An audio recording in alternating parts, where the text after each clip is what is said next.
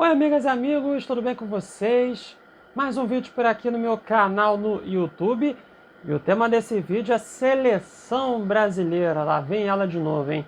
Porque nesta sexta-feira a gente teve a convocação feita pelo técnico Dorival Júnior para a data FIFA do mês de setembro. O Brasil vai jogar 2 partidas pelas eliminatórias para a Copa do Mundo de 2026. No dia 6 de setembro, contra o Equador, lá no estádio Couto Pereira, em Curitiba. E no dia 10 de setembro, o Brasil vai enfrentar o Paraguai, lá no estádio Defensores del Chaco, em Assunção, capital do Paraguai. Então, vou falar e colocar alguns pontos para a gente discutir a respeito desta convocação feita pelo Dorival Júnior, tá bom? Então, eu já convido você a deixar o like no vídeo, se inscrever no canal, ativa o sininho das notificações, tá? Porque quando for postado um vídeo ou um short, que é aquele vídeo mais curto, você vai receber a notificação aí no seu celular, tá bom? E claro, compartilhe esse vídeo com todo mundo, tá? Até mesmo para aquela pessoa que você não gosta, que você detesta, que você odeia, não tem nenhum problema. O importante é divulgar aqui o meu canal, o conteúdo, os vídeos que eu faço. Vai que essa pessoa acabe gostando, né? E esse compartilhamento, né, de vídeos é muito importante também para o crescimento do meu trabalho por aqui. Eu estou com a meta de alcançar a marca de 300 inscritos. Me ajuda nessa? Então vamos com tudo e bora para mais um vídeo para a gente falar dessa convocação da seleção brasileira, hein? Feita pelo técnico Dorival Júnior na manhã desta sexta-feira, visando a data FIFA do mês de setembro. E lembrando, o Brasil, que está em 6º lugar nas eliminatórias para a Copa do Mundo. Eu vou repetir. O Brasil está em 6º lugar nas eliminatórias. E Fernando Diniz, hein? Caraca. Mas vamos lá, né? Vamos lá, vamos seguindo aqui e vamos falar a lista, né? Para a gente depois debater alguns pontos, beleza? Começando com os goleiros. Alisson do Liverpool, Bento, que agora está no Al Nassr da Arábia Saudita, e o Ederson do Manchester City. Eu estou olhando para o lado porque eu estou lendo aqui a lista, tá bom? Vamos agora aos defensores, né? O zagueiro Beraldo, do Paris Saint-Germain, o zagueiro Éder Militão, do Real Madrid, o zagueiro Gabriel Magalhães, do Arsenal, e o Marquinhos, zagueiro do Paris Saint-Germain. Os laterais pela direita, né? Danilo, da Juventus, e Ian Couto, que agora está no Borussia Dortmund, da Alemanha. Laterais esquerdos, Guilherme Arana, do Atlético Mineiro, e o Wendel, do Porto. Meio-campistas, Rodrigo, do Real Madrid, né? Sempre nas convocações o Rodrigo é colocado como meio-campista, mas pode jogar no ataque também. Bruno Guimarães, do Newcastle. João Gomes, do Wolverhampton, da Inglaterra. Lucas Paquetá, do West Ham, da Inglaterra. André, do Fluminense, e Gerson, do Flamengo. E os atacantes, Endrick, do Real Madrid, Savinho, do Manchester City, Vinícius Júnior, do Real Madrid, Pedro, do Flamengo, e as duas novidades, Estevão, do Palmeiras, e Luiz Henrique, do Botafogo. Então, esta é a lista de convocados do técnico Dorival Júnior para a seleção brasileira. Uma lista que conta com alguns retornos, casos do Gerson, do Flamengo, André, do Fluminense, o Pedro, do Flamengo, também voltando à lista de convocados, e as duas novidades, o Luiz Henrique, do Botafogo, e o Estevão, jovem jogador de 17 anos de idade, Estevão, do Palmeiras. Então, são essas as duas novidades do técnico Dorival Júnior para esta convocação, jogadores que nunca foram convocados para a seleção principal, né? E estão aí as novidades também. Então, a gente vai discutir alguns pontos aqui a partir de agora, tá? Começando pelo gol, porque nesse momento, né, são os nossos 3 melhores goleiros, só que é aquilo que eu venho falando, acho que praticamente em todos os vídeos que eu fiz de seleção brasileira. No caso do Alisson e do Ederson.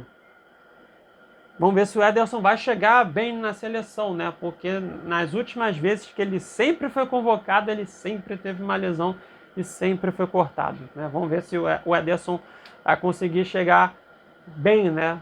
Fisicamente para a seleção. Mas o Alisson e o Ederson, né? A gente está falando de 2 dos melhores goleiros do mundo, mas que chegam na seleção, aí viram o bracinho de Tiranossauro Rex, né? É impressionante. O Alisson e o Ederson agarram tudo no Manchester City. Chega na seleção, né? Se vier até um cometa em direção à Terra, se o Alisson estiver com a camisa do Liverpool e o Ederson com a camisa do Manchester City, eles vão salvar a Terra. Só que se estiverem com a camisa da seleção, a gente está lascado, né? Enfim. E o Bento, que agora está no Al Nassr da Arábia Saudita, né? Que a gente sempre tem uma discussão, né, a respeito do nível de futebol que é praticado na Arábia Saudita. Claro que aí tem a questão financeira, né, que pesa muito. Os clubes da Arábia Saudita pagam um caminhão de dinheiro para os jogadores. E aí é muito difícil de recusar, é muito difícil. Tem casos de jogadores que recusaram, né, mas aí o Bento, né, vai receber um caminhão de dinheiro por lá, cara. E o Bento era um goleiro que tinha, nossa, muitas condições de ir muito bem na Europa, né, jogar muito bem no continente europeu, porque a gente sabe, né, que as ligas europeias são as melhores tecnicamente no mundo, né, pelo menos as principais, né. Campeonato inglês, campeonato espanhol, italiano, alemão. Então, o Bento agora está aí na Arábia Saudita. E eu acho que o Bento é um cara que merecia ter uma oportunidade já como titular na seleção. Pelo menos a minha visão, a minha opinião. Porque é como eu falei, eu gosto muito do Alisson, eu gosto do Ederson, tá? Mas na seleção, cara, não sei o que acontece, né? E não é só com os dois não, tá? É com diversos jogadores também. E aí a gente vai para a defesa agora. Dorival Júnior não convocou o Bremer de novo. E assim, em outros vídeos também eu já falei sobre o Beraldo. O Beraldo é um jogador jovem, tem muito para crescer, tem assim uma lacuna para crescer tecnicamente. Só que eu acho que nesse momento o Beraldo ele não está pronto para jogar na seleção. Ele não está pronto e isso ficou muito visível, principalmente na data FIFA de março, que passou sufoco principalmente contra a Espanha, né? A Espanha é campeã da última Eurocopa. Então acho que assim, o Beraldo ele ainda não está pronto para estar na seleção brasileira nesse momento. Poderia dar uma convocação para o Bremer, tá? E mais uma vez o Dorival Júnior deixou o Bremer de fora da lista. Agora, partindo para as laterais, esse é o nosso principal problema, cara. É assim, a gente olha para essa lista de laterais convocados, o Danilo e o Ian Couto, os 2 laterais direitos, e o Guilherme Arana e o Wendel, os 2 laterais esquerdos, cara, assim, se a gente for analisar friamente, é o que a gente tem de melhor. Mas aí vai ter muito cara que vai assistir esse vídeo e vai falar assim, pô, fulano do meu time joga mais que o Wendel. E assim, se jogadores como o Wendel, né, que tem altos e baixos, foram convocados, aí dá margem pro torcedor ter a razão. Ah, fulano poderia ser convocado. E eu sei quem que você está pensando, por exemplo, de um certo time do Rio de Janeiro. Eu já sei. E não é nenhum absurdo não pensar, porque dá margem. Essas convocações dão margem para o torcedor pensar dessa forma. E por que não, né? Enfim. Mas, cara, analisando friamente, É o que a gente tem de melhor, cara. É o que a gente tem de melhor nesse momento. Enfim, aí a gente fala com aquele tom de voz mais, né, sabe? Vamos lá. Meio de campo, tá? E aí a gente tem alguns retornos aqui, né? No caso do André, volante do Fluminense, e o Gerson, do Flamengo. O Gerson que vem jogando mais no ataque do que no meio de campo, né? O Gerson conseguiu encaixar muito bem na ponta direita. E eu não duvido do técnico Dorival Júnior explorar isso do Gerson na seleção brasileira também. Eu não duvido. Que aí eu vou entrar num outro ponto já já também, quando a gente for falar dos atacantes. Mas, cara, o Gerson ele vinha jogando, quer dizer, ele vem jogando bem no Flamengo. Tá? Ele vem jogando bem no Flamengo, na minha opinião. Agora, o André ele voltou até recentemente de lesão e, cara, assim, eu acho que o André, nesse momento, ele não tem futebol, assim, ele não vem apresentando futebol que mereça ser convocado para a seleção brasileira. O André, ele é um volante de qualidade, tá? Eu acho o André muito bom volante. Só que nas últimas semanas, ele, para mim, tá? Minha opinião, ele não vem mostrando futebol que mereça a convocação para a seleção brasileira. Eu não sei se ele está com a cabeça, sei lá, numa possível transferência para a Europa, né, que ainda pode acontecer, ainda tem mais alguns dias aí de janela de transferência, enfim. Mas, cara, sei lá, eu não convocaria o André, tá? E eu acho que aqui no Brasil a gente, neste momento, tem volantes atuando melhor. Enfim, mas os dois foram convocados. O André e o Gerson. O Gerson não disputa a convocação não, tá? Mas o André, sim. E eu sei que vai ter muita gente que vai discordar dessa minha opinião, tá? Agora, partindo para o ataque, aí a gente tem algumas... Quer dizer, a gente tem duas novidades. O retorno do Pedro, o atacante do Flamengo. Só que aquilo também, né? Para o Pedro render bem, tem que ter um esquema que favoreça para o Pedro marcar gols. E aí volta aquela discussão que eu sempre falo nos vídeos relacionados à seleção brasileira, de jogadores que conseguem atuar muito bem em seus clubes, mas que quando esses jogadores chegam na seleção, eles não conseguem jogar bem. A gente pode citar, por exemplo, o Bruno Guimarães, a gente pode citar o Vinícius Júnior. Cara, o Vinícius Júnior ele vai ser eleito o melhor jogador do mundo. Pelo menos essa é a expectativa, tá? Mas o cara na seleção não consegue render bem. Rodrigo, a mesma coisa. Entre outros jogadores. Então, esse é um ponto que eu sempre bato muito nessa tecla. Do porquê os caras na Europa, em seus clubes, conseguem render muito bem e chegam na seleção não conseguem render bem. Isso é o ponto. E aí a gente vai partir para as novidades, o Estevão e o Luiz Henrique. Na minha opinião, eu achei as duas convocações acertadíssimas, tá? O Estevão, que é um jovem jogador de 17 anos, está no Palmeiras, mas já está vendido ao Chelsea da Inglaterra, então no meio de 2025 ele já vai para o Chelsea. Aí tem que ver se vai ficar realmente no Chelsea, se ele será emprestado para algum outro clube, não sei. Mas Estevão é um atacante muito promissor também e vem jogando muita bola, tá? O Estevão joga muita bola. E o Luiz Henrique, que vem jogando muito bem no Botafogo, muito bem. E assim, então, tanto o Estevão quanto o Luiz Henrique são dois caras que mereceram muito ser convocados, tá?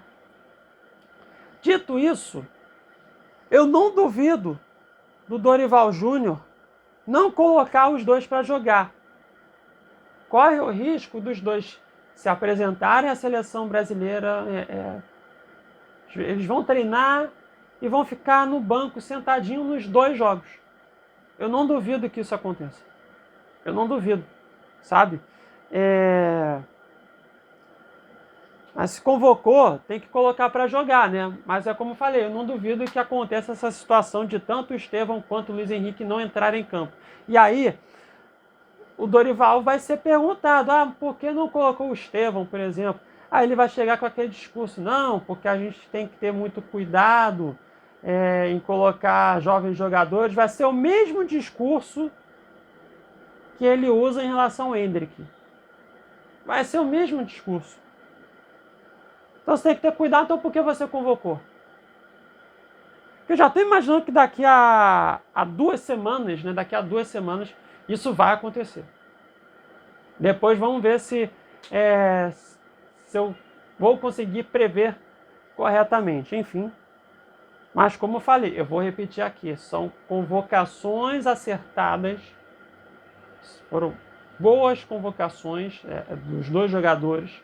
Mas eu tenho minhas dúvidas se o Dorival vai colocar o Estevão e o Luiz Henrique para atuarem, nem que seja por, 25 minutos, não sei. Sei lá. Vamos ver o que vai acontecer. Então, tá aí alguns pontos para a gente discutir aqui, que eu posso passar a respeito dessa convocação. Claro que alguns nomes podem mudar, né? A depender se não vai ter nenhum jogador lesionado antes, enfim. Mas esses foram os jogadores convocados. E assim, cara, o Brasil ele tem que vencer esses 2 jogos. Porque se não vencer os 2 jogos, cara, o Brasil vai começar a ter uma situação bem mais complicada. Porque o Brasil ficar em 6º lugar nas eliminatórias não tem como, cara. Não consigo aceitar isso, sinceramente.